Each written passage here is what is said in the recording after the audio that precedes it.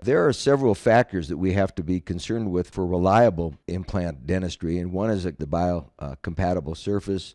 One of the last things we have to discuss is interocclusal space, and sometimes we forget this important aspect, but we need, with most systems, at least 10 millimeters of space between the opposing tooth and the edentulous ridge which will be receiving the implant.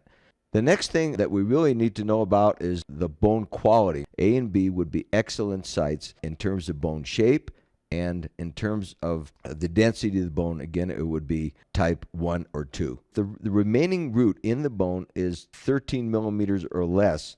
One of the things that should be done is to consider the implant option. We may discuss why take out the tooth and place the implant at the time of extraction in the first place, and there are three, I think, good reasons. Gingival morphotype can be flat, scalloped, or pronounced scallop. And again, that classification is important in terms of what we can expect ultimately in the final aesthetic result.